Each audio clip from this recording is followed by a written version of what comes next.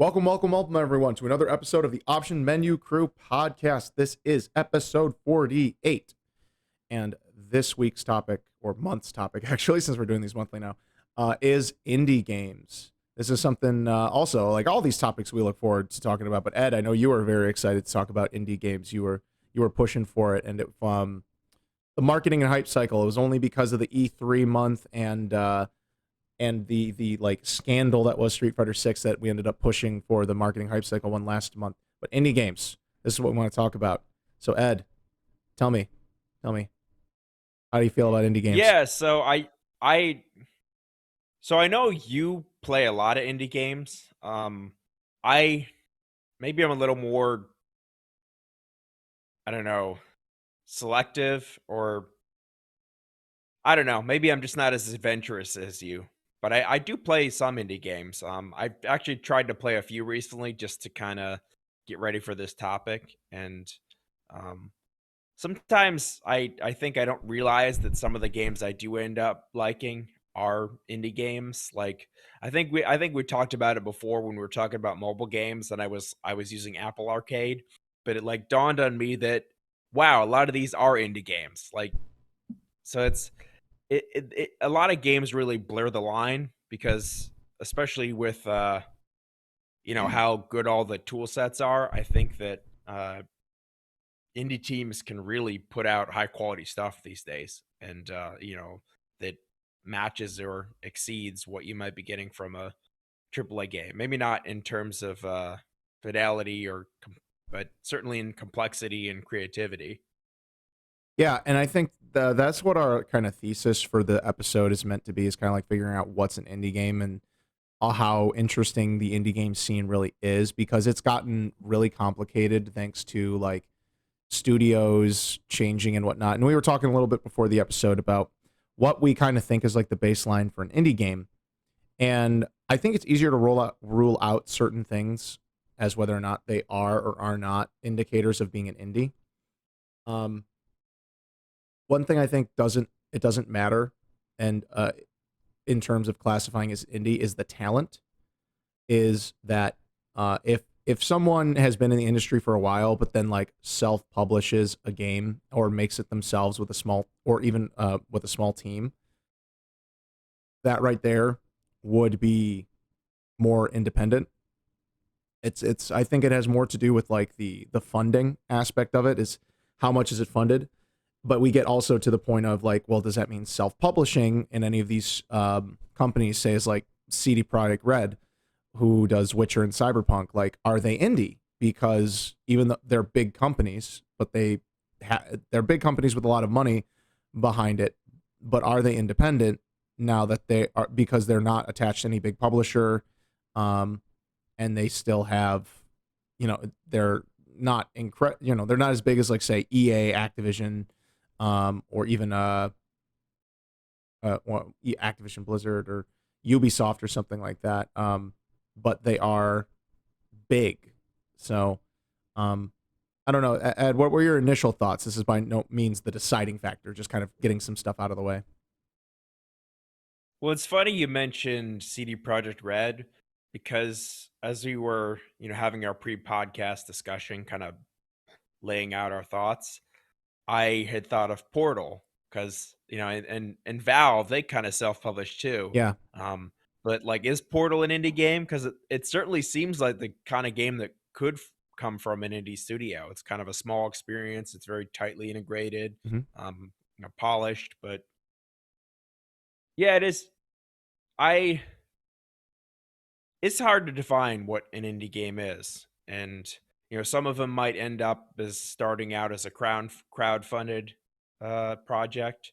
Like I've played it. I don't think you've played it yet. Psychonauts 2. I yeah, played that last year, yeah, and that began as a crowd-funded project, and then Double Fine was trying to self-publish, and they got bought by Microsoft, and they got that cash infusion that really enabled them to fully realize the project that did release finally. yeah. Or like Rocket League So started out independent and then got acquired by Epic, their team, Psyonix. So, and I guess recently Fall Guys was another one of those. hmm Didn't Epic require Fall Guys? Let me double check. Someone did. But they they started out as a free PS Plus game. So Yeah, now that game and recently went fully free to play. Developed by Mediatronic. Yes, you're right. Yep, they got purchased by Epic as yeah, well. Epic bought Mediatonic. Yeah, and we can't talk about indie games being bought by major publishers without talking about Minecraft. I mean, that's like Yeah. the original. That's an early indie game, and it grew to be one of the biggest games in the world. Yeah, and I don't want to downplay other indie games by saying that, but I feel like Minecraft, it's definitely one of the games that like brought indie games to the forefront, but it's not the only one. I would say Minecraft is more like the early access proof of concept, because that's the thing. It came out, it's like you could pay $15 or something like that, and it's like we're going to keep developing it, and once you buy in, like you get the full thing, you just get all the updates going forward. And then whenever we reach our 1.0 or our full version of the game, then we might change the price. And I don't think they ever like went to a full $60 price, even after Microsoft bought them. I'm not sure. That's something else I have to check. But So what do you think would be like the earliest indie game you can think of? Because one of the ones that comes to mind for me is Cave Story. I don't know if you ever played that back in the day. I heard about it. I played that on 3DS. They had like a 3D version, but I was just looking up when that first came out, and it was 2004. So that's pretty early. Like and that was just self-published on PC. I mean, I think that even like predates Steam, right? That I don't know.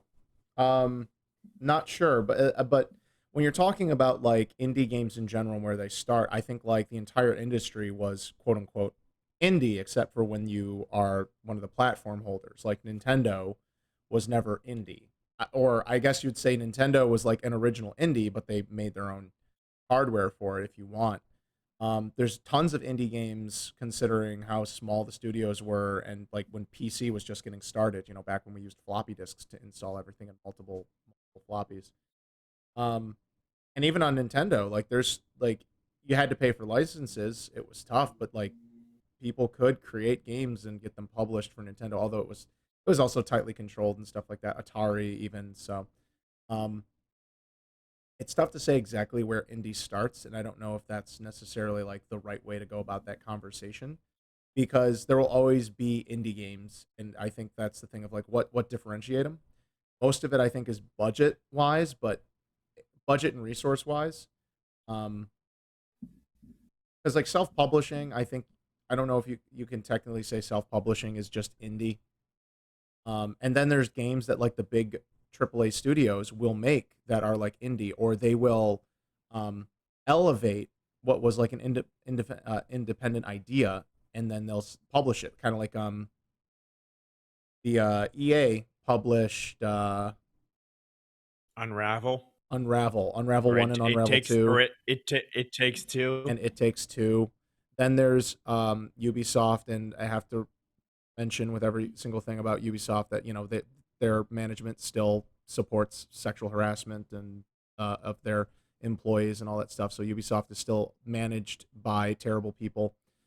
Try not to buy their games, but they were doing that like indie kind of initiative inside their own company to help keep their talent, to help retain their talent. And I think that's kind of gone away, unfortunately, but probably for good reason, is that they don't care.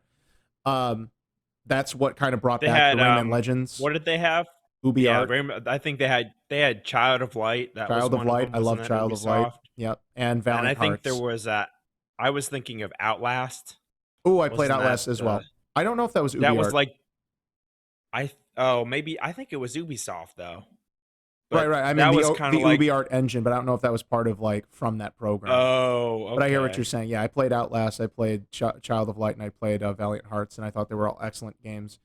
And those are like games with the indie spirit, produced by like AAA studios. So I think you can't call those indie on a technicality. but they're of the indie spirit. Whereas like I think like true indie games are those that are like small budget, small team, um, self-published, or starts off small and then gets official publishing and maybe just official distribution. Because I think it's I don't think it's fair to say a game is not indie just because it gets released on all the platforms. So I can understand like them getting a publishing deal, but they made like this small scale game and then it gets brought to Nintendo, to PlayStation, to Xbox because they're able to get a deal because they see the promise in this game. And like The game I was thinking of, it wasn't Outlast, it was Outland. So I Outland, misspoke. yes, Outland. you're right. Yeah. I did play that game though. And I did play and beat it, and I thought that was a really fun one. Um, the other aspect, or no, that's not what I'm saying. Oh, the other element I wanted to mention, and we were talking about this too, was when Xbox started its Xbox Live Arcade program and started like publishing, and they do Summer of Arcade, and so it launched with like Braid and Castle Crashers. Those are indie games, despite the official like marketing push by Xbox. And that's like Xbox really did start making indie games a thing because they're like, hey, we can take these smaller studios, give them a bit of a marketing push. It gives us more games for our platform, and if they take off here, then we stand to benefit, and we can make deals with these publishers in the future for whatever they create. So while Minecraft, I attribute Minecraft not only to like popularizing indie games and the potential of indie games, but more so the early access element of it and like ongoing development. Not necessarily just games as service, but like the literal like in progress development that's now like part of like Steam and their early access programs. Um, Did you play Minecraft when it was like just a Java application? Because yes. I remember being at like an internship, and one of my friends there, he was just bringing like the application on the USB drive, just playing Minecraft at work. Because I guess it was really portable at that point. It would just Yeah. run anywhere you had a Java runtime. Yeah, I did play it way back when. I forget exactly when I did buy it, but yeah, I did play it on PC back in its Java version at some point. It was pretty neat. And it was. I'm not very good with like games where it's completely self-propelled. So I messed around. Same. Yeah, so I Yeah. messed around with it for a couple days and weeks with friends. We had our own server set up and stuff, and then eventually just was like, okay, I like all I'm doing is just wasting time. Like and not to devalue it for anyone else, but I meant like I wasn't doing something. I wasn't actively enjoying it like in perpetuity. I was kind of like in the activity, and then when I started thinking like, oh, there's nothing else here for me to do unless I just want to do something here, and I'm like, I want to beat other games and stuff like that. I don't want to just keep doing this, and I nothing there really felt worthwhile for me personally. I've seen people do amazing things, and it's still impressive that Minecraft is getting supported. I did look up online. Apparently, Minecraft is still $30, and the fact that they're only charging $30 for Minecraft is i insane. That is an insane value. That's even crazier than like when we think about like Skyrim or Witcher 3 for only like $60, or Elden Ring at this point for $60. Like that's a steal. Like you can get so much out of those games for that price. Like Minecraft though for $30, like we've talked about it before in game pricing. Minecraft feels like a game that you could sell for like $300, and that would make sense considering how much you can get out of that game. And like, I mean, They certainly could make it like free to play and like chop it up in the microtransactions, and I bet they would make a ton more money. yeah. I think well they do enough with the microtransactions. They sell the skins and stuff like that, and they've got all the platform Oh specific yeah, that's skins and true. whatnot. So it's not like they don't have that. But they've done a ton of free updates and a ton of updating to that game. So it's worth the money, and even in its basic concept, as this infinitely procedural world or near infinite procedural world, um, and the amount of stuff you can do in it is it's almost as much an art tool as a game.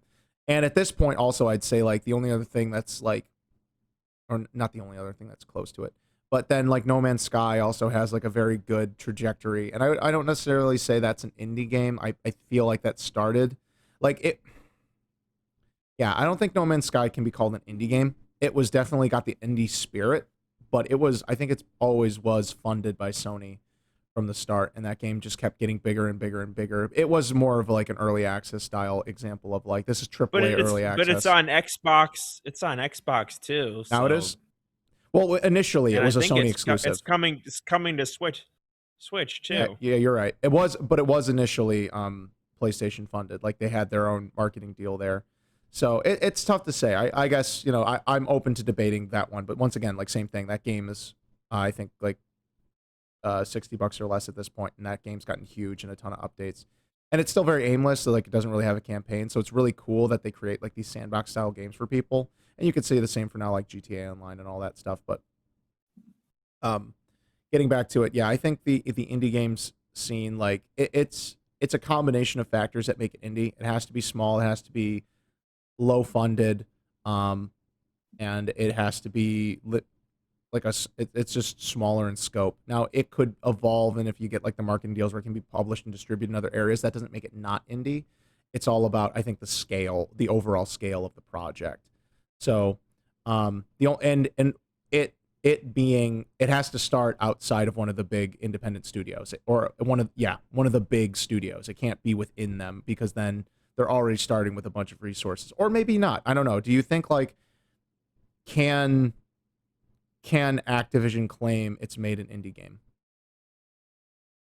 Could EA claim it's made an Mm, indie game? It can claim it published it clearly, but is like Unravel still an indie game? I I think it maybe fits. Maybe it's not strictly an indie game, Yeah. but I think it fits all the indicators where if you didn't tell someone it was published by EA and developed internally, they would probably think it was an indie game. Yeah. And now that I'm thinking about it, is it even worthwhile to make this distinction? I think there is. What for? I think it's to point out like that these games are a special type of game. They're a labor of love. They're made from, much tighter constraints. I think they deserve to be um, pointed out as a special category because putting an indie game next to a AAA game it's like comparing uh like a NASCAR to like an SUV, you know? They're both cars, they're I both mean, vehicles. I think what you said about it being a labor of love is the truth. Mhm. I think before we started the podcast, I was saying that you for a lot of these really unique or um, these unique style of games, you really need like a driving force behind it. Like Mhm. it's not going to happen unless there's someone who has a vision and a desire to fulfill that vision. Like Star Wars, the next Jedi, the sequel to Fallen Order, that's going to happen. No, Yeah. that's Star Wars. They're going to find someone to make it. Like there's going to be a Star Wars game. Um, and it does help to have a studio that knows what they're doing, but like even if it's not that, there's always going to be another Star Wars game. Yeah, and actually, it's funny that you And bring up Star Wars because I wanted to quickly segue because this is a recent game that kind of fits in this conversation. Is like Teenage Mutant Ninja Turtles: Shredder's Revenge. It was a smaller game created by a smaller team, but it is a large license. So that's why you mentioning Star Wars. Like, can we have an independent? Like, can we have an indie game that is a licensed property, or does the nature of it working with the big property, even if it's a small budget game?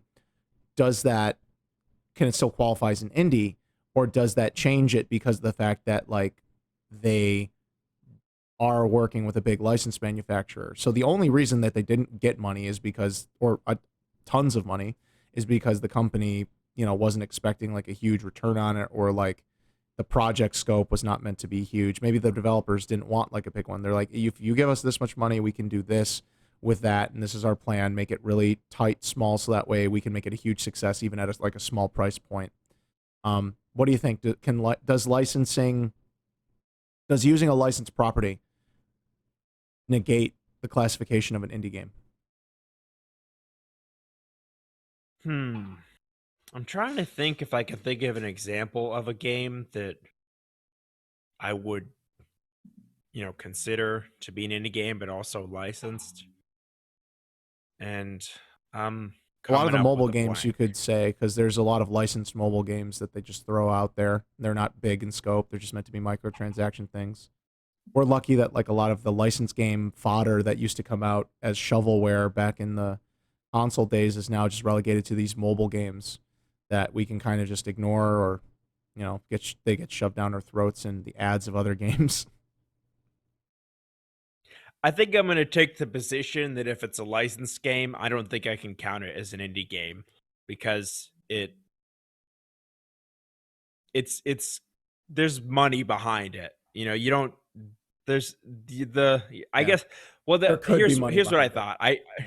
Well, I was going to say I just remember Nickelodeon All-Star Brawl, and that was, a big license, but they didn't put money behind it like they had faith in it. It Yeah. was it was unpolished and missing, a lot of features that people would consider essential to a character I would say platform missing a lot of fighter. So, flourishes because like voice acting wasn't there. Like that's the yeah, biggest thing. polish, They're not. polish, yeah. I wouldn't even say polish, but maybe some. But I said flourish. Um, Mhm. yeah, the voice acting, not having like licensed music from there, but they did add the voice acting. Like that's coming. They're still adding more characters. That game is getting support. Um, the core is supposed to be really fun, and of course, I mean, we're Multiverses is coming out, and they are getting a ton of funding, but they're investing in the free to play model, and they're like, we're going to have full free to play, cross play. People just jump on and play like everything, and we're putting all the voice acting. Like we are going to make this a huge deal. So it goes to show you that like, and it's funny because you'd feel like, oh, WB is doing this in reaction to it. Like no, maybe they're making a huge deal about the marketing plan because they saw how Nickelodeon All Star Brawl came over. But I'm sure like it just ended up being two separate ideas that ended up being developed at a similar time, and now we're seeing this like little war here. But it's great to see both of them, and I really wish them both success. I think Multiverses stands to show like free to play with non abusive microtransactions can work for like a fighting type game, and I think Nickelodeon All Star Brawl is one of those things where like I hope in the future that maybe they change that into also a free to play full cross play game as well, and then do the same thing where it's like battle passes and then skins and other um, cosmetic stuff to make the game really really special. Um, so we'll see. Like right Yeah, now, when they make it cross-platform, we can all play it because I got it free on PS Plus. I think you have it on PC, yeah, and Mike has it on Xbox. yeah, So that lack of crossplay is preventing us all from enjoying it. yeah, and it's so arbitrary for at this point in time. We're getting there though. Uh, Multiverses proves that like you can easily do it. Power Rangers Battle for the Grid also like has full crossplay at this point, and it's like these indie thing. There's these like smaller weird indie projects that have all this crossplay, and then it's like the big ones that don't get crossplay. It's like, come on, guys, like play. And it really is Sony. Like Nintendo plays ball, Microsoft plays ball, PC obviously plays ball. Like there's no reason that any of this should just Sony just grow up, just stop. It clearly doesn't make a difference, and it only makes bad PR for you, and people just Hmm. don't uh, don't care and are going to different places. Like what is it? Yeah, Ed, weren't we sharing around like Xbox consoles are outselling PS5? Like for the last 3 quarters, they have been, but some of that's probably just supply issues for Yeah. PS5. So yeah, Xbox has been doing a good job keeping their consoles on the shelf, yep, they've been producing especially with them. the Series S. Yeah. At the same time, Game Pass is a huge value add. So people being able to not only get a hold of them, but then be like, oh, I can get like all these games for like a affordable price. Yeah, let me do that. So I feel like there's also been a value proposition because if people just wanted the PlayStation and wanted nothing to do with Xbox, they wouldn't just buy Xbox just to wait. Or at least I'd like to believe that. I don't know if people are really that shallow and be like, well, I just need a new shiny right now, and if I can get an Xbox, I'll get the Xbox. So who knows? It'll be interesting because I think maybe you noticed too, or on Twitter, Wario 64 was showing like PlayStation Direct, the 1Q actually held like lasted like an hour or so with like PlayStation 5 still in stock. So That's where maybe I got mine. yep, maybe maybe the supply chain's opening up, or maybe like the market's reaching like a little bit of a saturation point. Um, and not a full saturation point, of course, but like all of the rampaging people who wanted it right away have gotten it, and now it's going to start like trickling out. So obviously, I'd love to see like both without any sort of issue and just watch like what people do with games. Microsoft's still ramping up its first party offerings, so getting more systems out there using Game Pass as a Trojan horse just to get people over on a value proposition, and then when all their games start coming out, we'll see how that plays out. But we're getting away from the topic of indie here, but that's so I do kind of want to segue because while we're talking about the scale of the game, and I think most of it's small, we saw I shared with you a Twitter thread or a brief little Twitter snippet I saw about someone's game getting refunded because they were able to beat it in 30 minutes. As we're well aware, Steam has a very good start on return policy in that if you buy and install a game, you have if as long as you play it for less than 2 hours or return it or it's within 2 weeks of the purchase date, you can get a full refund. So how do you feel about like indie games and pricing? Do you feel like indie games need to stay within a certain price point, or do you think that's irrelevant? Um, I think maybe to be considered an indie game, the top price in today's market might be like $40. I think above that you're getting close to a triple A. I mean, Sony themselves early on in the PlayStation 5 life, they said that their first party games are going to be between $50 and $70 depending on the game. And I think that's the price range where you're talking about a major publisher. Yeah. Like something like Kena Bridge of Spirits, Ooh, that's a very that's an indie high game. tier indie game, and that's Yeah. $40. You and I are both interested in Stray. I just Yeah. started playing that. That's $30. I Yep. mean, I feel like $30 to $40 is on that higher end of indie games, Mm-hmm. and I don't think there's really a floor. I mean, indie games can even be free to play, Or a ceiling, you but mean? I I mean a floor or a ceiling? I meant a floor, as in like how low they can price a game and still be an indie game. Oh yeah, I agree with you on that. I was asking more about the ceiling because is there a Oh yeah, I ceiling? was I was think I was thinking $40 is kind of the ceiling of where above that it's approaching AAA. And that's not necessarily I think above that you have a higher expectation for the game, either in terms of the amount of content it delivers, the amount of polish. I mean, uh I think that example you sent me of the person who refunded the game after 30 minutes, Yeah, uh I think you said it was about $7 6.99. and Yeah, according to Steam, from six what I ninety saw, if I nine. was looking at the right game. Yeah. I don't know if that does seem like a little scummy to return a game that you've already played. Especially Um, for that cheap, if but it's I, less than I $10. but I can also understand feeling kind of cheated that you finish a game in like half an hour. It's tricky. Like I do think there's I don't want to say it's good to refund it, but I do think it's tough to justify for me the costs of any game if it's only going to last me like half an hour. Um, so, but like morally, if you finish a game, you don't finish a meal at a restaurant and say like, Yeah, this wasn't enough. I was gonna say I'm not gonna. people finish cups of coffee in less time than that for have bought more Yeah, expensive cups of coffee for less or more expensive drinks. So our value proposition as a culture I think is a little thrown off, especially considering like free to play games where people will play games for a bit and we'll play them for days and hours and then we'll spend maybe $5 if they feel like it for buying something.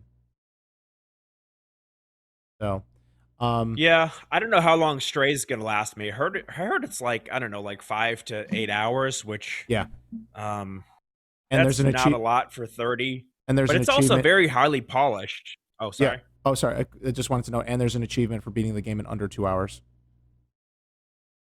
Oh yeah, So it's I've meant been to like be. wandering around Yeah, trying to figure stuff out. I feel like Yeah. that's why it like takes 5 to 8. Is like there might be some platforming challenges, but also just the amount of stuff you can like explore and interact with. I don't think they're expecting you to just like play through that game and just go straight through it. They want you to kind of like wander and meander and see what's out there and be the cat.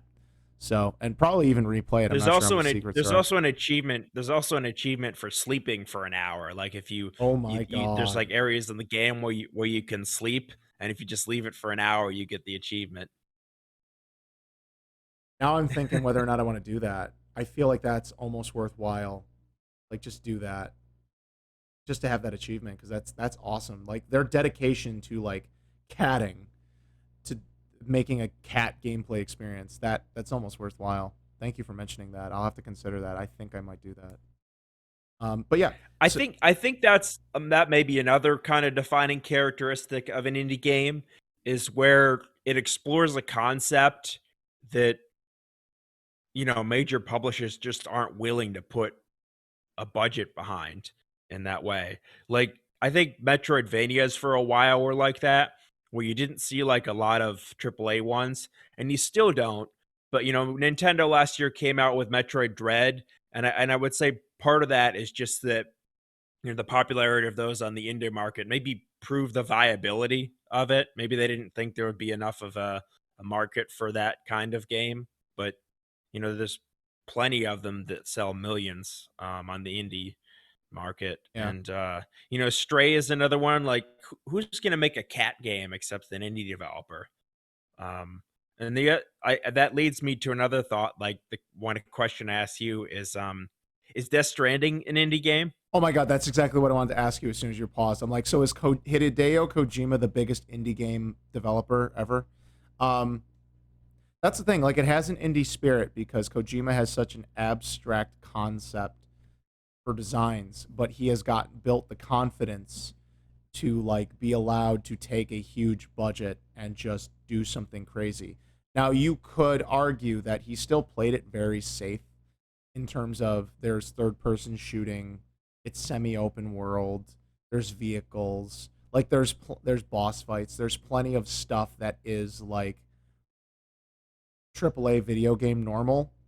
And then there's a bunch, it's got a lot of like flavoring and ingredients that are indie on top of it, such as like the wandering around, I want to say cloud, but it's like the aggregated online terrain aspects, the pulling in equipment that other players have left, the being able to build up the territory, building up the roads, which is kind of simish, but in the way he does it for Death Stranding's a bit different. Um, and the way like gear and stuff for being pulled in from like the player servers and things like that.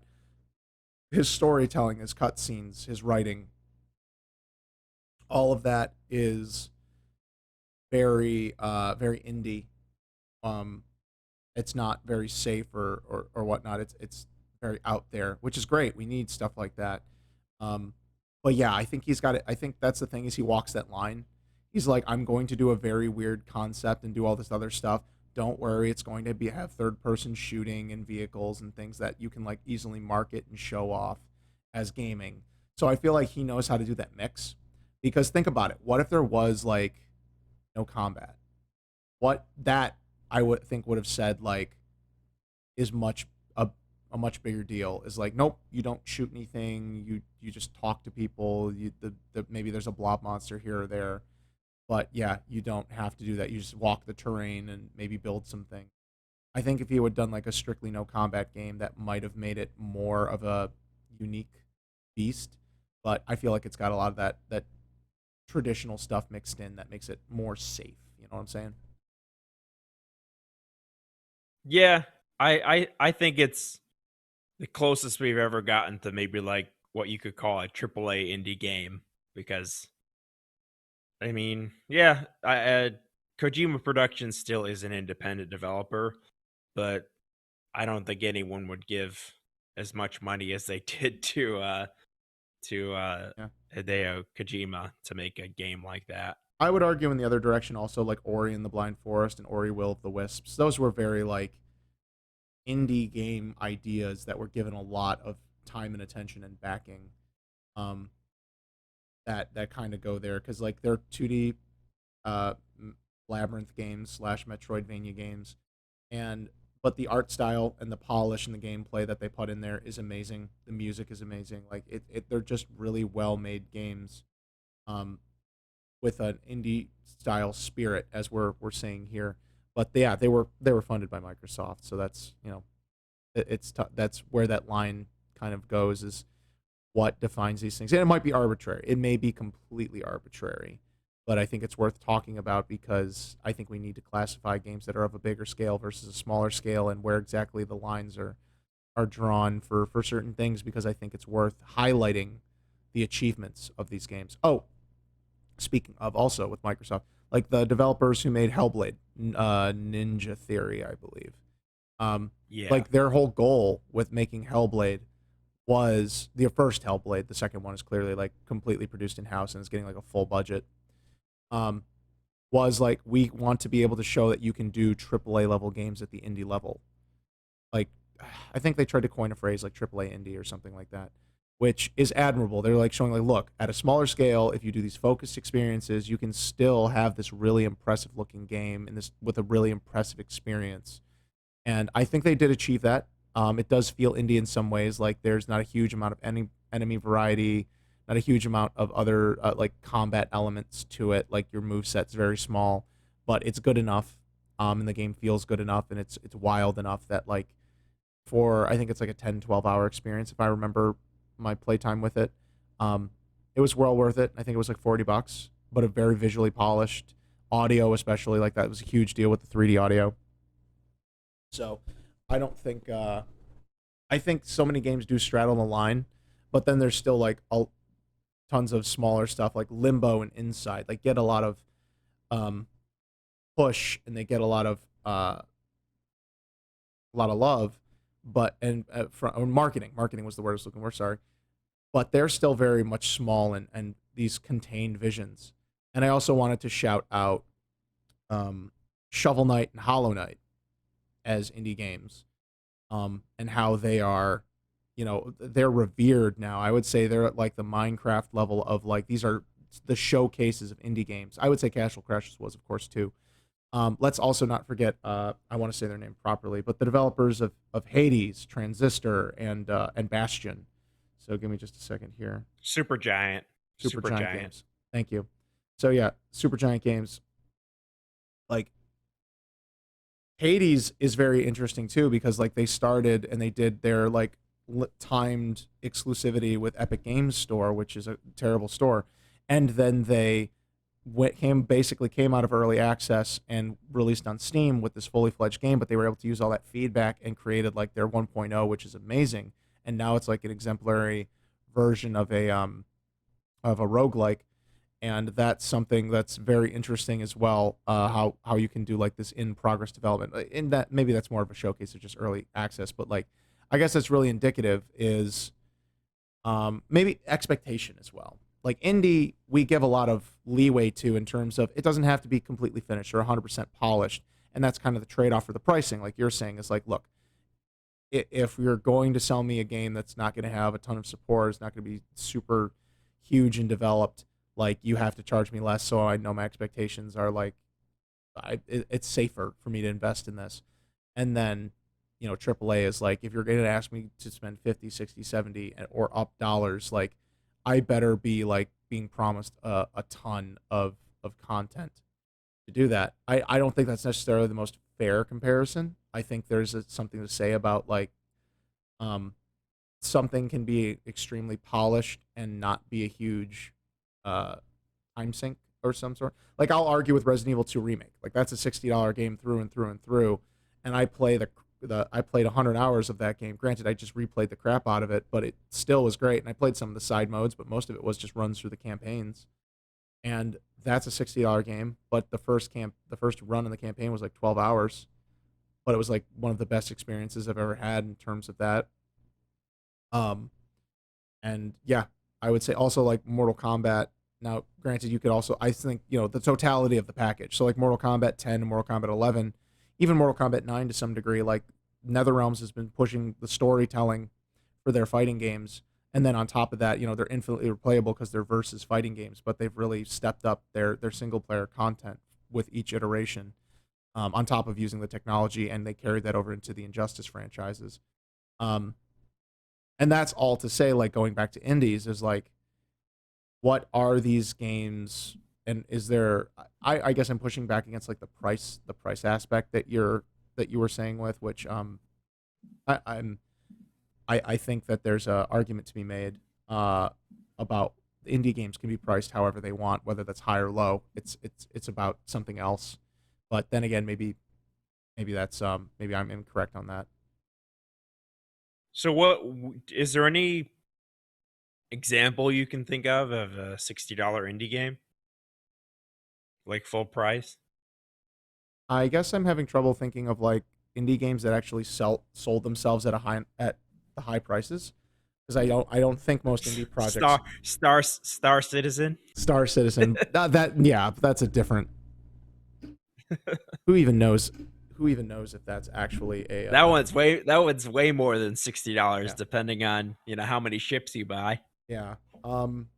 JPEGs of ships. Now the only other things I can think of where like the pricing goes up is ones that are like free to play with microtransactions, like Warframe. Like that started out as a very small indie game and has built itself up over years. And you can spend a lot of money in that. You could argue also like the MOBAs, like Dota and League of Legends and other ones are um, started with that indie spirit and have built themselves up. We'd say the same about Minecraft, but you already saw like the price is low, so that one's there. Telltale games, even I would say Telltale was pretty much an independent studio. Um, that they were an indie studio, so I would say with them all their projects, even when they started getting licensed, they got bigger, but I think they never could quite escape their indiness, and that was some to their own detriment. Like their management was getting bad, and they didn't upgrade their engine when they should have, and they didn't have the money to do this, and they couldn't take the risk. Now we've seen what happened to them, and unfortunately, um, forget if they were bought by their studio is bought by Epic, or if they're just doing an Epic exclusive deal. Because like The Wolf Among Us 2, I'm really excited for, but I think that's going to be an Epic Game Store exclusive, and probably by the time that comes out, I'm still not going to be comfortable buying stuff on Epic. So I might end up pirating that. So, is there a difference between an indie studio and an indie game? Um, there's a few that came to mind for me. Uh, Mistwalker was one. I played Yeah, a good amount of Fantasian last year. That was, I think, mostly funded by Apple. So I guess you could argue it was published by Apple, but it was yeah, entirely developed by Mistwalker.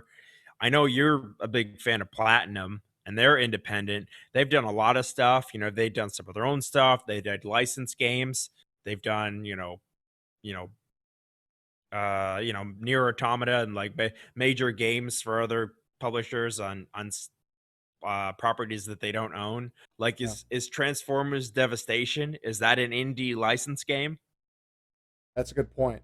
And that I think that would go back to like with Ninja Turtles as well, as like do those count as indie games considering their scale and scope?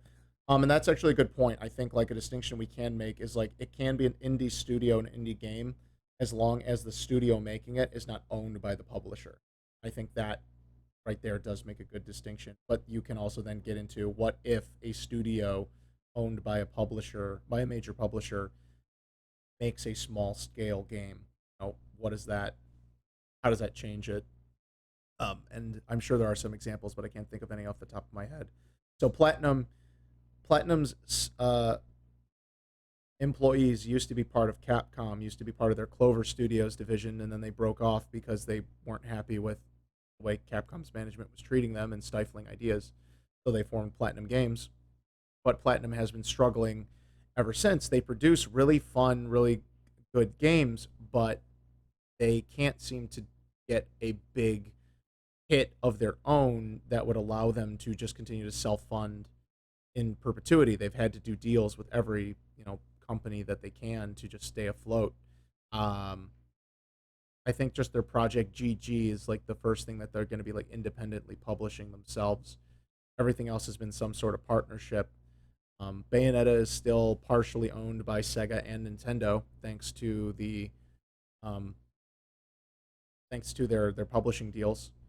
So like Bayonetta one is no longer was never exclusive. It came to PlayStation and Xbox, and then eventually came to PC. I don't, but Nintendo has published Bayonetta 2 and Bayonetta 3, and is publishing Bayonetta 3. So, what was the other thing? Metal Gear Rising was platinum. TMNT game, the Transformers Vanquish, game. Vanquish is an original property, but I think that's still owned by Sega. Um, Mad World, but I Mad don't know who World's owns owned. Mad World. I think Mad World's also owned by Sega, which then they did the pseudo sequel spinoff, um, Anarchy Reigns, which I still would want them to do, but Sega owns it. Platinum makes it very well known that they who owns what when games come up, because they see the fan feedback. They know people want certain things, but they're like, it's not up to us. It's up to whoever was going to publish the game. And I think the same thing with Scalebound. Like Microsoft owns everything Scalebound, and it would be up to Microsoft to either get a new team together to make that project or to rehire Platinum and let them finish the project. No, not Beautiful Joe. That's Capcom. But like you were saying, for Wonderful 101, that seems to be Platinum bought the rights away from Nintendo. I don't know if Nintendo still retains any rights, or they're like, or if they did a deal where Platinum's like, we want to self-publish it out to other places, and you'll get some sort of kickback on those sales for letting us have it. I don't know. I don't know if those details ever came out. So that might be something that's like one of Platinum's like first self-published things. I want to say they did a mobile game, but that might also have been a Konami project. I forget. But yeah, I want to say that they're just like a bigger independent studio because they are not owned by any publisher. They Most of their stuff gets made with one of the other companies. But yeah, I almost feel also like maybe we have to bring in the idea of indie and hobbyist as two different levels or like a similar classification, because we might be talking about like the people that the quote unquote five people that like make a game in their spare time and then put it out on Steam or PC or mobile, and just kind of work on it, trying to make some cash, trying to do a passion project, or like the one person, 1 to 5 people doing something just in their free time. And that feels like, and this is not diminishing, this is just classifying things to help like understand what's coming on. And I don't even know, once again, maybe it's completely arbitrary. Maybe it doesn't matter. Maybe all of this is like the same thing. I do like the idea of like, this is video games. Like, there are bigger scale video games, there are smaller scale video games. And maybe it's almost like the is anime only Japanese animation argument, which I don't want to get into here, but it's like the, the core of that argument is, does it have to only come from Japan for it to be anime, or is anime now also a genre? And uh, regardless of that, it could be kind of becomes arbitrary, where maybe stuff has transcended. And so an indie game is in and of itself, look, if it's just not owned by a major publisher, like it doesn't matter what size, CD Projekt Red and Witcher, it's like that's a huge, down to like Shovel Knight, like that's a small indie game that has gotten bigger over time in their studio and all that stuff. So, and then everyone who makes, they're all independent developers and all their projects are independent. Well, So you were talking about so you said that you have like solo developers. And that's one thing that is really particularly impressive to me is when you have one person who can do the art, the game design, the programming, the music, and I don't know, I just can't imagine being talented in all those areas to really pull together a complete project. The two examples I can think of are Axiom Verge. That was all one developer, and but Stardew Valley really is like the breakout hit in a way. Um, I mean that sold millions of copies, and it's really kind of proved the popularity of that farming sim style genre, and such that even bigger publishers are starting to pursue that. You know, Square Enix just announced, what was it, Harvestella, Mhm. another one of those like RPG farming simulators. I mean, and I think that's one thing that is really kind of important about indie games in the industry is that they can set new trends. You know, roguelikes were so popular for a while and they still are. And you finally got like a AAA roguelike with Returnal. And you know, maybe there'll be more of those, but you know, you see the kind of innovation in indie games that just either can't happen or won't happen in AAAs just because of the amount of risk involved. And not just innovation, but keeping old genres alive of the AAA or keep saying AAA, but yeah, like the bigger publishers stopped at some point or slowed down really doing the double A and AAA like development other than mobile. When mobile opened up and they were like, we can just do free to play stuff, we can put a couple $1,000s this and or a couple tens of thousands, and then possibly reap back millions off microtransactions. That those that market opened up, but then in terms of consoles and stuff like that, it really kind of died off for a while. It got really really small, and everything had to be big and like really expensive. And we still see it a bit here, but yeah, to your point, indie market kept that stuff alive of like these various levels of quality at various price points, and we still see this now. Like they're kind of opening up to it. And Japan's a bit different. I would say Nintendo has always done these games at different scale, but they just either they have a very specific philosophy about their pricing. So that's where it's like we get Mario Party that doesn't get a Super Mario Party where we don't get online play for 18 months. Mario Tennis where they're just constantly adding free characters. Mario Golf courses and characters over the course of a month, but it starts out as a $60 game. And Mario Strikers Battle League, a very similar thing happening there. Um, but yeah, we see like, and you were saying with Sony, Sony's getting ready to do a bunch of service games. You know, they announced like 10 or 11. They said they've got 10 or 11 service games getting ready to launch. They, pardon me, they already did launch like what was that one? Destruction All Stars. I think that didn't go free to play. It came out on PlayStation Plus, which was a good PS idea. Plus. Yeah, but I think it still is like sold as an independent or as a fully with a actual as a priced game, not as like a free to play microtransaction thing. And I don't necessarily disagree with like charging for a base game and then doing like the free updates and the content support. I think that's a solid service model, but it's getting to the point where like multiplayer games, it makes more sense to have them free to play because you need as many people coming in and playing in order to make that game worthwhile for everyone. It's like a momentum effect. But single player games like Stray, like it's almost like you need a game that's a memeable. And Stray is very memeable, obviously, because the internet loves cats. But then look at like Goat Simulator and stuff like that. And you were talking about farming things like, and I'm not making fun of it when I say meme. Like inherently, meming is funny, but meming is entertainment. It's enjoyable.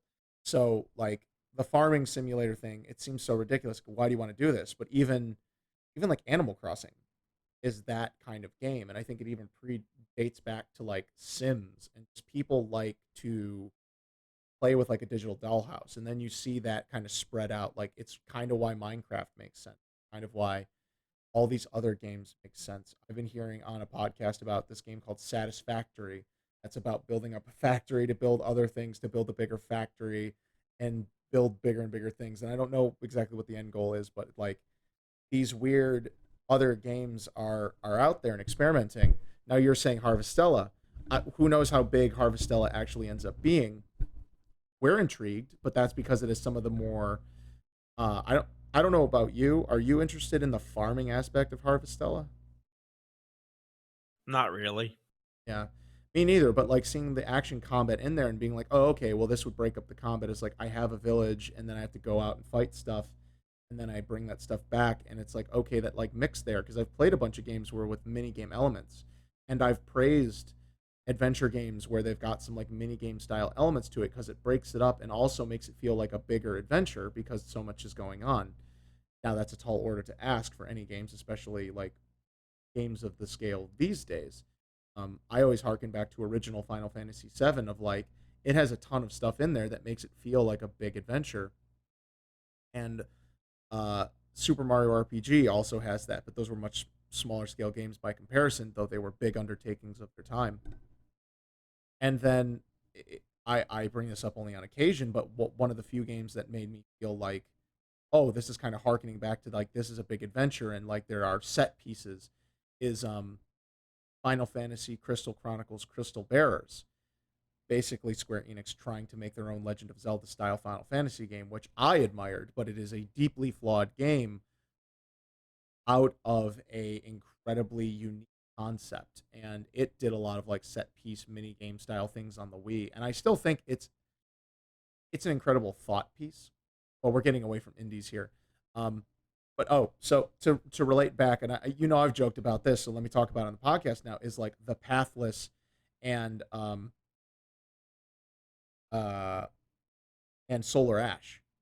So I'm a big Sonic the Hedgehog fan, and or I should say, like, I like Sonic the Hedgehog games for the most part. I understand. I don't think they're all amazing, and I see them for what they are. But there's an aspect to Sonic gameplay that I feel is like really fun and exhilarating, and it is that idea of like moving at a fast speed, bouncing through an environment, and trying to find like an optimal path. And there's fun to that. Um, in the 2D games, that was a little bit more evident, but the 2D games had their flaws. Where like in the early games or early stages, usually it was a lot more freeform. It was way easier to like figure out your momentum, and you kind of just bounced around different spots. And then if you wanted to do like the higher path, it was always harder, pain, but typically it was like safer. And then the lower paths were easier to get to, but technically a little bit more dangerous. Um, or maybe it might have been like I might be mixing up some things. I apologize there. But like Sonic 1, Sonic 2, Sonic 3, and Knuckles are all kind of revered. Sonic CD, somewhere in between. Um, the Sonic Advance games have a good following, and then Sonic Rush 1 and 2 are well, Sonic Rush and Sonic Rush Adventure. Then the 3D games are all kind of a mix match, and just Sega can't quite understand how to do a really good Sonic game. And then there's Sonic Mania, which was a fan made Sonic 2D game, and it's incredibly critically well received. And Sega just seems to not want to acknowledge that, a team that's actually a fan team and not an internal Sega team is better at making that type of game in their own studios. And that might also be due to the fact that the people in like Sonic Team might not really want to make Sonic games, but they're forced to, and they want to keep a job. So who knows? But getting back to it, what I wanted to say is like I played the Pathless. It looked really neat, and it was an early launch game for PlayStation 5.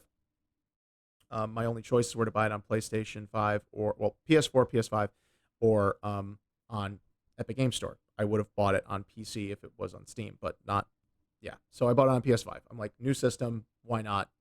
This seems cool, and it's with smaller indie games. It's not a huge deal. It's a single player game, so it really doesn't matter what platform I buy it on. I just buy it on whatever makes. And the Pathless is kind of like a weird mix between Sonic the Hedgehog and Legend of Zelda, because your character has like a bow and solves some like environmental puzzles, and it's like a semi-open world, or it's zoned. It's like open zoned, which is kind of like what Sonic Frontiers marketing is saying. So that's kind of funny. But like the speed mechanic, like you're chasing down bosses, you have to shoot these targets, and by shooting the targets, you keep your boost meter up, which allows you to move faster or keeps your momentum. So like that's an element that isn't really in Sonic, but it's emblematic of your the gameplay is about trying to keep your momentum, to keep your speed up, and achieve your goal, whether that be reaching the end of the stage, beating a boss, etc. And I think it was emblematic of what I think um, they should be trying to achieve with a Sonic design, is like make the mechanic of the speed like an exploration fun. And when you play with the speed and you do things, you'll find new areas and nooks and crannies and stuff, and solve, and you slow down here and there to solve some puzzles, but tie it into your main mechanics. And some of that does look promising in Frontiers. So I think like they have a good idea. It just doesn't look like the game's really that polished, but we'll see. Maybe there's stuff they're still holding back. Hard to say. But then the other game was Solar Ash, which was more recent. And I, once again, my choices were buy it on PlayStation or EGS. So bought it on PlayStation.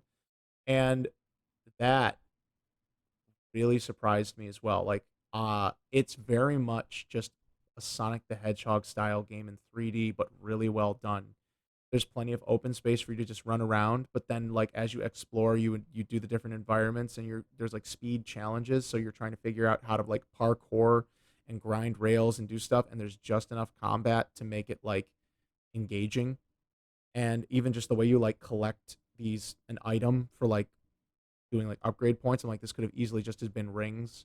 As soon as I grinded on a rail, I was just like, holy, like okay, like here we go. I don't need another Sonic game. This is what Sonic should be feeling like in 3D. And it's like it's not hard. You just have to look around and pay attention. Um, Also, and I wanted to get to this because like those games were amazing.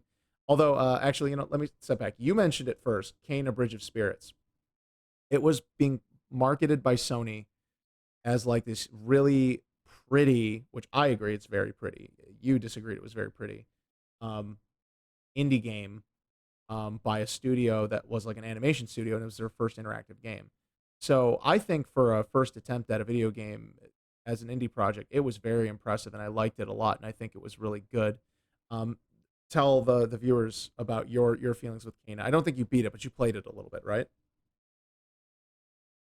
I played a couple hours. The gameplay wasn't really grabbing me, and I didn't like the art style as much as you did. It was polished, but um, it didn't click with me. But I will agree it was a very good first attempt from a studio that had not made a game before. Yeah. So that's another one there, like an indie style game backed by a big publisher that was like given a lot of polish. It was very much like Hellblade, I'd say, in that regard. It's like given a lot of room to be what it wanted to be.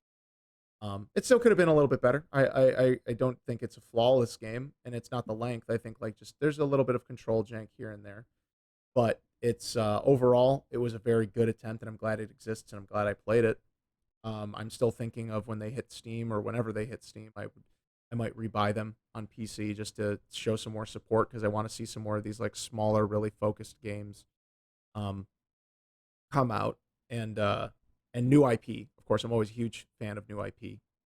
I do like sequels on I will occasion. say one thing I didn't like about it is I don't like this trend where every game wants to like copy the Dark Souls combat where like the triggers are attacks. I don't know, that just doesn't work for me. And a lot of games are going to that trend, and it turns me off of games like that. I think the new God of War was like that too, and I didn't like that. It just felt like it was going for a style of combat that wasn't what I wanted from it. Um, so, but that's just me. I know a lot of people like that. Not completely though, because I agree that you should be able to remap all the buttons. I think Dark Souls has its control scheme set up in a way because it's shooting for something very specific, which I understand. They're trying to do a lot of like features, and it's cumbersome. It's not efficient. It's very functional. I struggle to even say functional, but it's definitely built with purpose, and it's unfortunate. Like I think it's still a little too big a scope, and a lot of games are copying that because with third person action games, you need to be able to control the camera. So I feel like that's what they're ultimately saying as well. If we move things to the shoulder buttons, and people can always keep their thumbs or keep their thumb more often on the camera so they can be looking around, because making a good dynamic camera that follows where you need it to is really tricky. Um, Really, the only way you can kind of manage that, and unless the game built for that scope, is like you need to have the camera zooming out in order to let you see more of your surroundings without you having to interact with the camera. But doing that system is still really tricky. Um, Building any of that, like it can be very janky. Like even Ed, 2D platformers. Like, did you play Mario Odyssey? No, I didn't. Okay. I've Um, played other two. I played Galaxy before, and I just didn't like the way that Mario. I didn't. I've never been a big Mario platformer fan. yeah. Like Ratchet and Clank's not a good example because with Ratchet and Clank you're shooting, so it naturally wants you to control the camera where you want it to be. I was trying to think of something where Yeah. what your actions are is not necessarily tied to the camera. It can be a little more freeform. Um, yeah, so that right there, like 2D platforming, that's why like you don't have to care about the camera, so it's a lot easier to just do buttons on the face buttons. Um, those controls. So I think that there's a design philosophy issue there, and I don't think it's all you. I think it's a clash of things, and we just don't have necessarily a good elegant solution for it quite yet. Um, yeah. So, I what I wanted to mix in though is like so Solar Ash like and Pathless felt like iterations on a type of gameplay that I really enjoy from a AAA title. Well, AAA, I mean Sonic. I say that with air quotes now because I don't know exactly how AAA Sonic is anymore. Because I feel like Sega thinks of it as AAA, but they never put in as much time and effort as they should for what they consider to be a AAA Sonic game. Oh well, okay. I'll give them this. Sonic Adventure 1, Sonic Adventure 2, I feel like were definitely made like to be AAA games of their time. Maybe Sonic Unleashed was also trying to be AAA. Sonic 06, I struggle to say. I think they wanted that to be AAA, but they messed up. But I think that's indicative. Sonic 06 is like indicative of what's actually going on at Sega with Sonic is like they want to make AAA Sonic games. They don't want to spend money to make an actual AAA Sonic game. I just don't think they care. And then like Sonic Forces and Sonic Colors apparently is all right. Sonic Colors Ultimate, I still got to give that a try. I don't know if it's actually on PC or something, like that, but whatever. Um, Might just be Switch. I think it's on something else too. I'd have to double check. Okay. Um, but yeah, So you were talking about these games as Sonic games. Do they really like take the place of a proper Sonic game for you? Because I've played, I played a bunch of indie Metroidvania games, yeah. but they don't usually grab me like a proper Metroid game does, like Metroid Dread really did. I think the only one I can really think of that I finished from start to end and thought it was really well done conceptually, and also, well done from like a difficulty curve standpoint. Like I played some of Outlast and I played some of Guacamelee and some of Axiom Verge, but like I just hit a wall in some of those to where there was a spike that I wasn't. Yeah, maybe they just didn't grab me in a way that I really wanted to push through it. But SteamWorld Dig 2 is the one that I finished start to finish that I thought was great. I love both the SteamWorld Dig games, but those kind of take a different approach to it, where you're digging your own path down. And did you play either of those? Which ones? SteamWorld Dig, No. SteamWorld Dig 1 and 2. I really liked those, but I would say nothing really did it for me the way that Metroid Dread did. So, like, would you be happy with only getting stuff like the Pathless and Solar Ash, but never another proper Sonic game?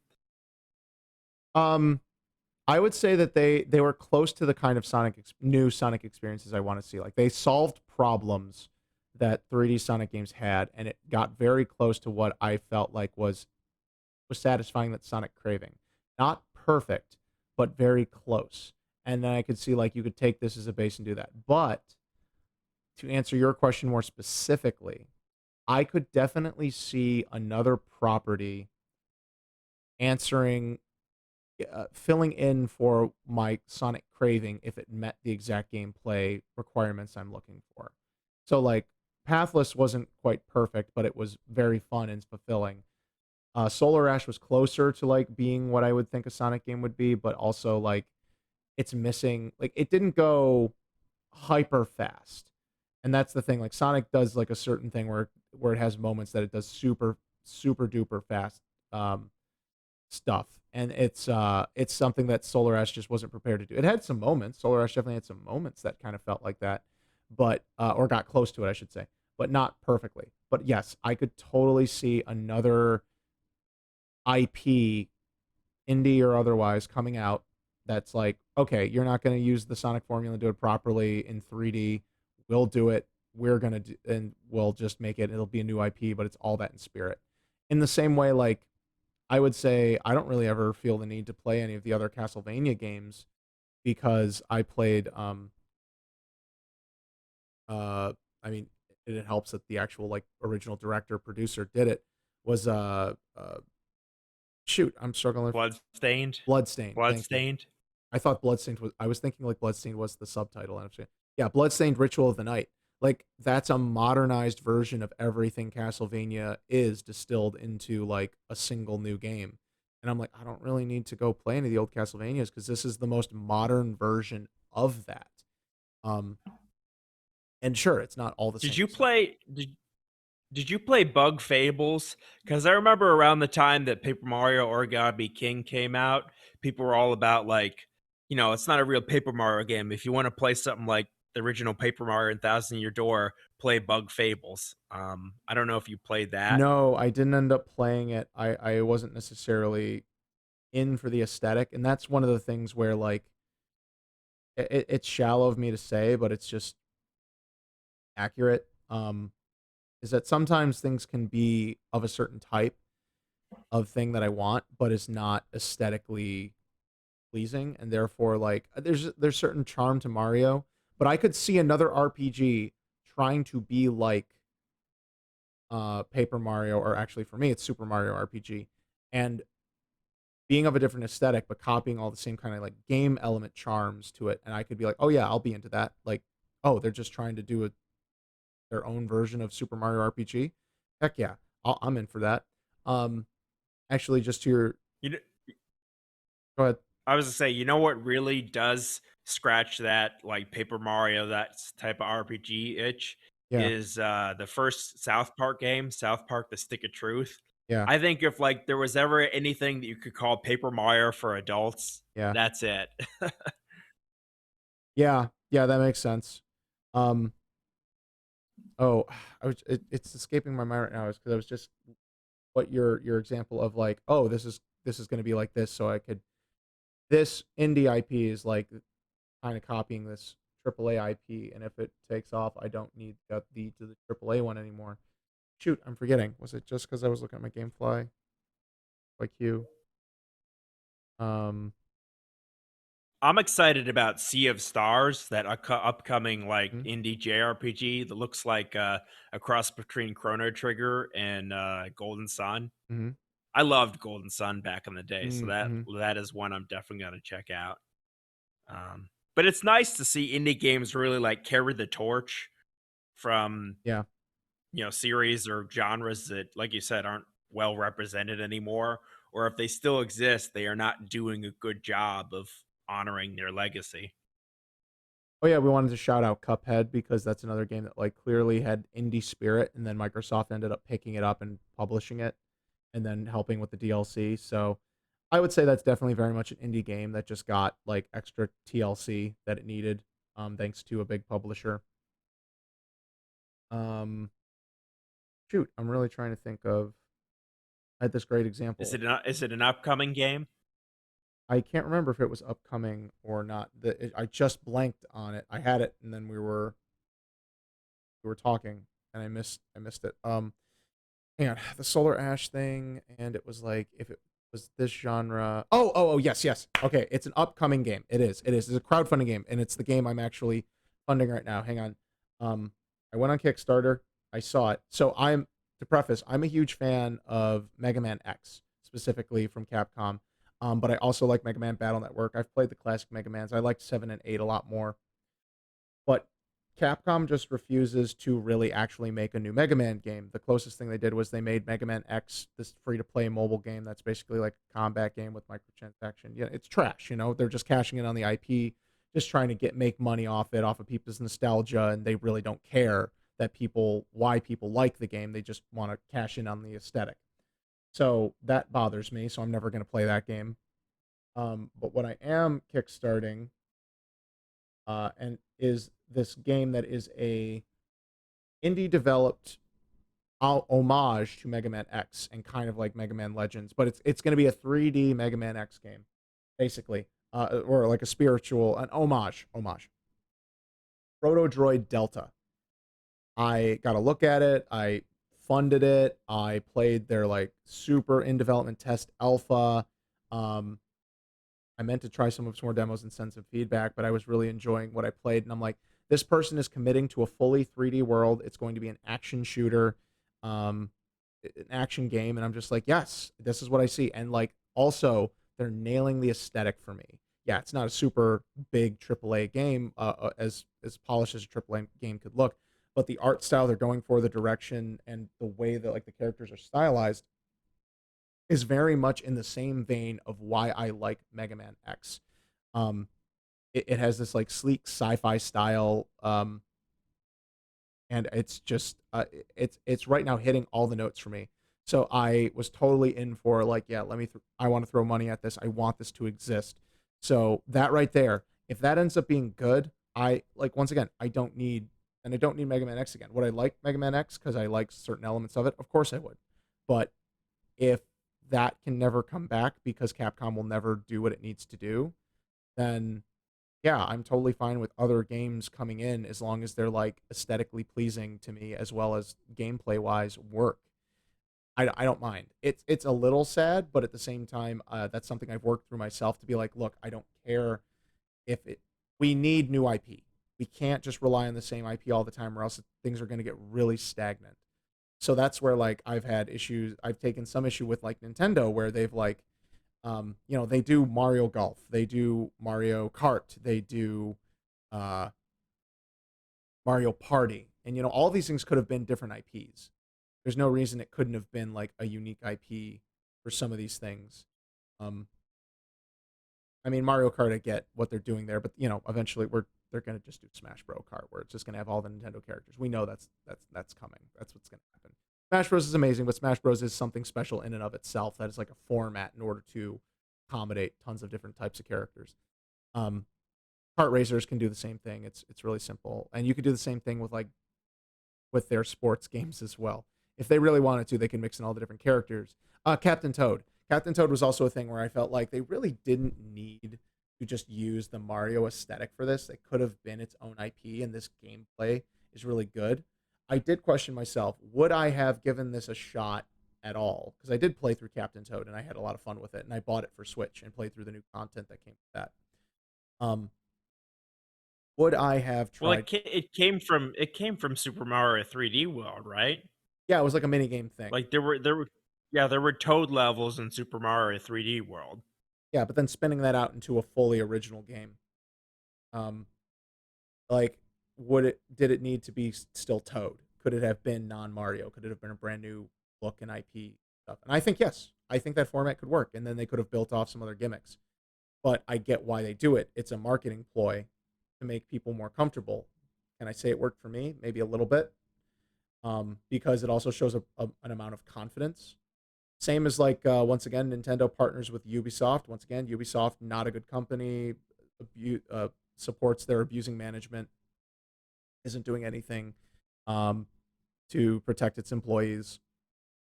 So, but they partner with Nintendo for the Rayman, for the Mario and Rabbids games. It's a unique genre of game, and it's got the Rabbids plus Mario, and they're doing some fun things with it.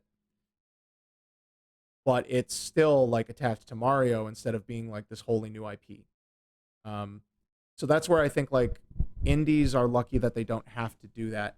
And so I guess and we're nearing close to the end of the episode. One of the things I wanted to tie into with indie games is Ed. We were thinking maybe this might be a topic in the future they'll focus on more, but fan games where people are literally taking the existing IP of video games and they make their own fan renditions. For me, like Sonic, there's a ton of Sonic fan games. There's a ton of Resident Evil fan games. There might even be some like I definitely know there's some Mega Man fan games. There's a ton of Mega Man fan games. Um, but then also I think there's a few like mods and stuff for Metroid and things like that. What's your feeling on like just right now, considering indie games? Do you feel like fan game is its own category of thing, or do you think how do you feel like that is tied into the indie game space?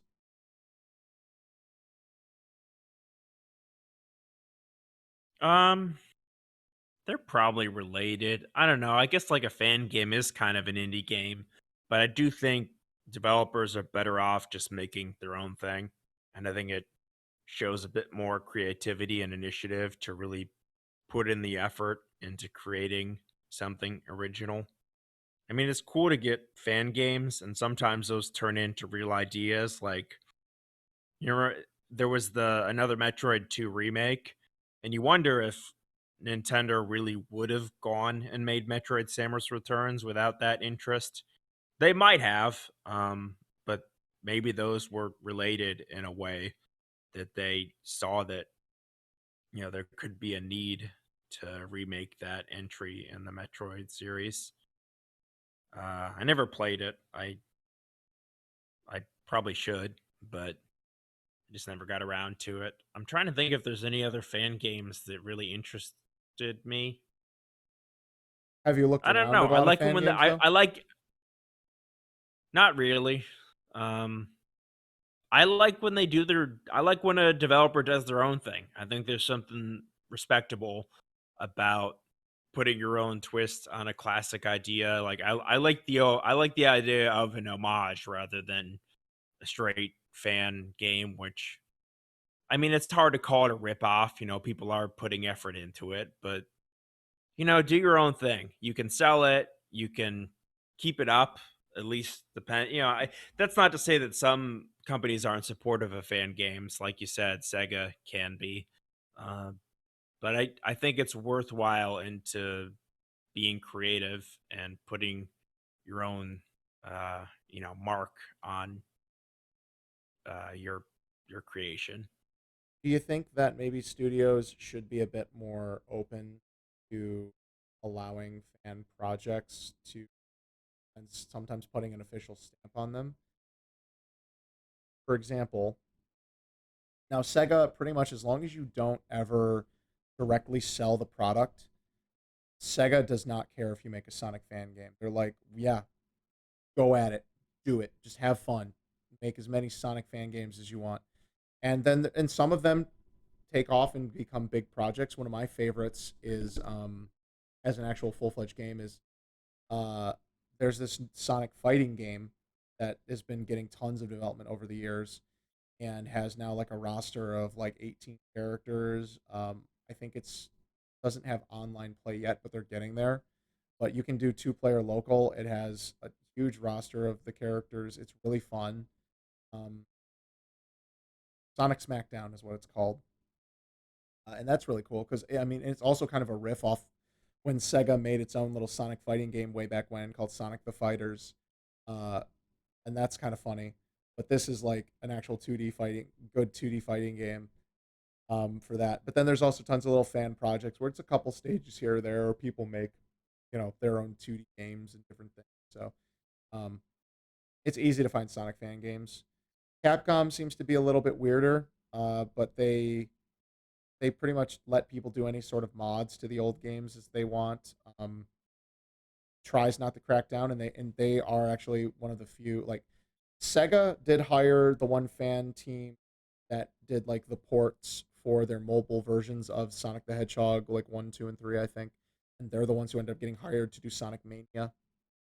And then I believe they also did work on the Sonic Origins collection, although that unfortunately had a lot of issues in terms of like development scheduling and that. Um, Capcom saw some fan make Mega Man versus Street Fighter, and that was like 2D old school Mega Man, but like the bosses were all Street Fighter characters. Capcom ended up like uh, buying that idea off of them and then officially publishing and distributing that game, which was really cool. So that's like the kind of thing I'm thinking about is like, do you think that for fan games, and we could get into it more, we could talk about it later if you want to give it a thought, but is that something that maybe should be opened up a bit more as like companies going like, hey, like let's see, and then if a game is good enough, if someone realizes an idea, why not put an official stamp on it and really kind of push it and publish it? Do you think that the indie space should be allowed to open up into that, or do you think fan games should stay as like, but that's a hobbyist project? You really shouldn't put money on it, but maybe publishers should at least let those exist because it exists as free marketing.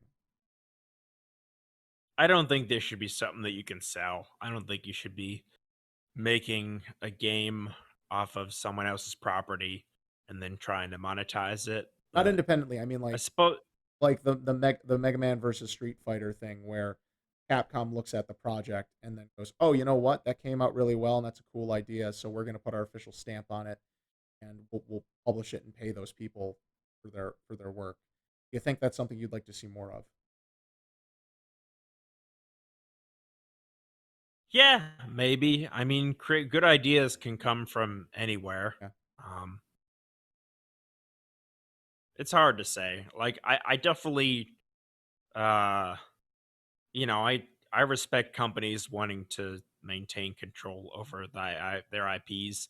I don't like when they're not in the preservation of their old games, Yeah. but I do think just I think having companies be able to control their vision of a specific franchise Mhm. is important to innovation in a way because, if it was really open for anyone to go wild with any property, maybe we would see less original things. I mean, that's part of the point of copyright is to encourage innovation, at least in theory, Right. where you do have to make your own ideas to legally publish them. Um, everything's like it's a double-edged sword, but I think encouraging new and I like me, I'm not a fan of companies milking a property endlessly. I like Yeah. when in film and TV and games, I like when whether it's a small studio or a big studio, I like when they're willing to take a risk and come up with something new. Um, Yeah. so I would hate to see the indie market just become, a large portion of it being fan games.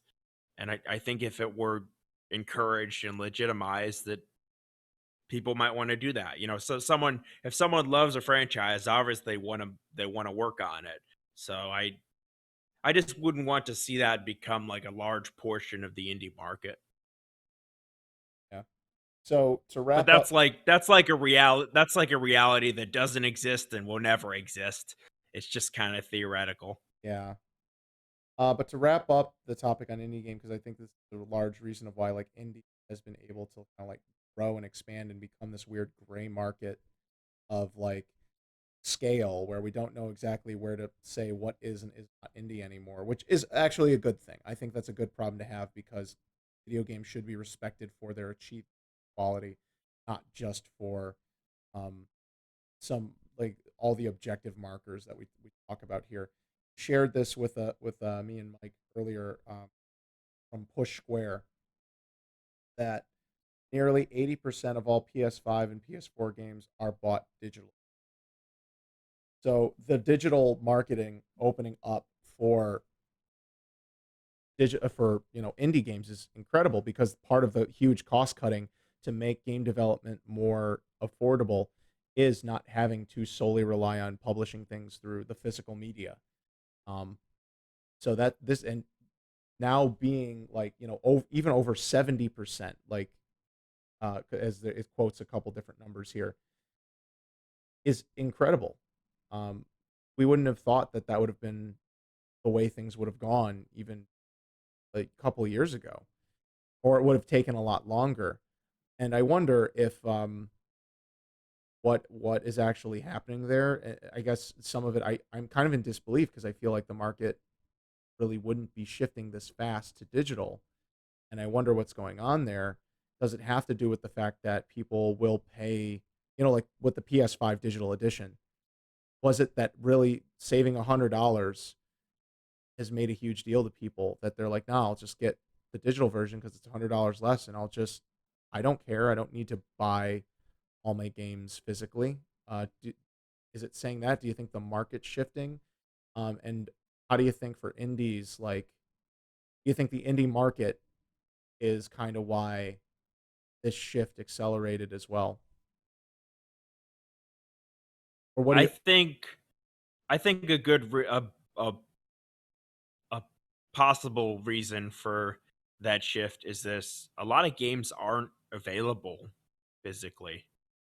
Like you said, a lot of these digital games are mostly published a lot of these indie games rather are mostly published digitally. They might get a physical release through like Limited Run or Fan Gamer or like I Am 8-Bit, all those Yeah. like niche labels.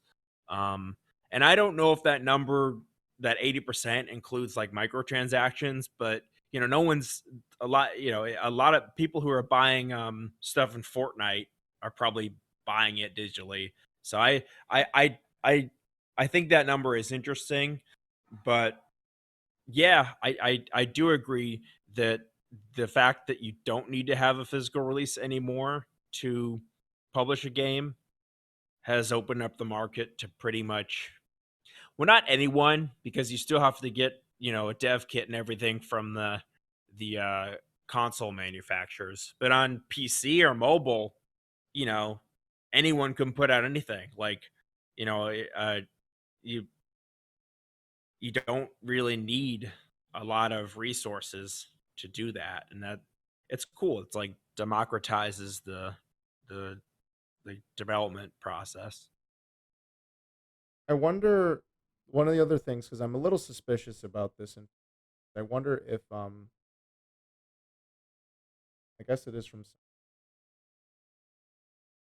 stuff. I wonder if they count downloads from PS Plus program as part of like purchase.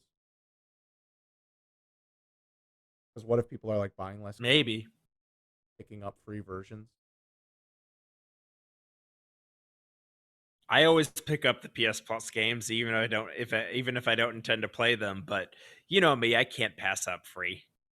I hear you, and it would, Free, quote unquote yeah. free. You're being given the option to get those games. Like there, it's still the added value. Like, hey, we are giving these to you for free. You just name them within a month, and it's like I for one haven't claimed all of them because I'm pretty aware of my tastes, and I'm also not afraid of like if I decide later on that I want to buy the game and I missed it, I'll pay it. Whatever. It'll probably be on sale. It'll be Yeah, discounted. It's not a huge deal to me, and I'm also lucky to be financially stable. That if I want to, if I need to spend 40, 50, or 60, and I'm really interested in playing it, I'll at the same time I can also go to Game Pass now on my PC, or I can get it on a sale, or I could do I do GameFly if it happens to have a physical edition, or a widely available physical rent, try it before I buy it. So there's all these options there. Um, there was one last thing I wanted to. And what also seemed to have helped like indie games a lot. I think it kind of goes hand in hand is streaming, like gamer streaming. I feel like both markets have really benefited from each other because there's always so many experimental games out there, and streamers need to have content so they can always pick up these like small games and try them out. And sometimes it could be they could spend with one small game, they could spend hours playing it, and then there's other times where they might just try a bunch of little things. At the same time, streamers have helped um, build up or market smaller games that may not have been there, may not have been as noticeable or as well known. Increases their visibility because these streamers want content and they can show off now their favorite games, or if they took a chance, go, oh, this is really cool. There's that kind of like organic marketing that occurs from streaming, and actually that might be something, one of our topics we want to cover in the next couple months is about gamer stream culture. We touched on it a yeah, little bit. absolutely. That's a big change in the industry. Yeah, and I think like content creation around video games, like not just like streaming, but like all of the content creation around games. I feel like that might be a good topic for us. We can't guarantee that'll be in any sort of order, but I was just throwing it out there. So yeah, this is really cool. I think it's a very nebulous topic, and I felt kind of weird as I was breaking it down, being like, this. But yeah, I think it's actually in the end, it's a good discussion that we can't like nail it down because it is so much bigger now than it used to be, and that's a great thing. And we're still seeing a lot of positive stuff from there being like tons of tons of new IPs, things that are getting huge, like Shovel Knight and Hollow Knight, and these games that just explode out of nowhere. Hades and Stray getting memeable, and I think it's a good competition that pushes back against the AAA industry and just kind of shows them like, hey, things don't have to just be one way.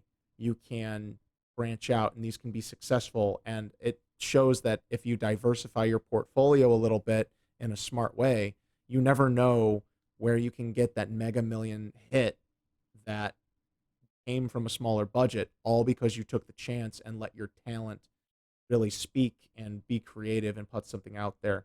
So we see little rifts in the video game industry from indie, and we're going to keep seeing it. And ultimately, it's a great force. The tools are getting more democratized. It's forcing uh, a lot of the industry to face its issues and solve those problems. So, yeah, indie games are awesome. Go play more of them. Go find them. Yeah. I bet as like Unreal and newer engines keep developing, you're gonna see games with like 5 or 10 people that are like the scale of a AAA game from 5 or 10 years ago. Just better tools. It's gonna be exciting what comes out of the gaming industry, especially from the indie space when Yeah. technology keeps advancing. I mean, we could go through the entire Steam early access library and a bunch of other stuff that's come out, or even looked at like some of the top played stuff on Twitch that's been out there. And we haven't even touched on half the games that are like uh, huge culture games. I'll shout out just a few more right now before, as we close out the episode. Like Five Nights at Freddy's. It's about as indie as it gets, and it's exploded. Phasmophobia has been was getting really big. A bunch of VR titles and stuff. Like, um, yeah, there's so many like out there as well that like are indie level, and they explode in popularity. And we've only mentioned like a handful of today that broke through and are of our specific interests that we're aware of, but there's still so many more out there and being developed right now that are going to catch fire just from being early access or these cheaper titles, and of course streamers and stuff like that. Like, it's an exciting time to be a gamer, and I guess I want listeners to take away from this, like, hey, if you're feeling like, oh, there's not enough games for me, like, dude, you're not looking hard enough, man. There's so many indie games. Go try stuff. It's cheap. You can. I mean, I don't like to ask about refunding, but I always try before you buy. Like, get Game Pass for a little bit if you got a PC or an Xbox, and just go on there and try like 30 games. Spend 10 minutes a piece and just see. You never know what you're gonna fall in love with. And Ed, I've had similar conversations with you. It's just like, put a little time aside, try a bunch of things. You don't have to be committal to anything. You just go in, give it a try, and you see how you feel afterwards. Oh, what was it? Like, I played and beat Celeste. That was fun. Yeah, and there's still a whole bunch of other indie games on my list that I want to play. And I'm really excited to have so many games on my list that I can play, and I'll be able to get through a bunch. And I've played so many others throughout the years that it's just like it's a breath of fresh air when they exist. So yeah, that's it. Indie games Yeah, are you are got great. you got to pat. I was gonna say you got to pad your numbers to meet your 25 game goal this year. I'm not. Yeah, yeah, I was joking about that. I may or may not, but like Stray will be an easy one. There was already a couple other ones I Yeah. managed to beat thanks to some other stuff, so that's really cool. Um, yeah. All right. Thank you so much, Ed, for being with me on this episode. Thank you to all our listeners out there who continue to check in, and anyone new who's joined us. Hope you're having fun. Check out our old catalog there, and be well until the next time. Bye.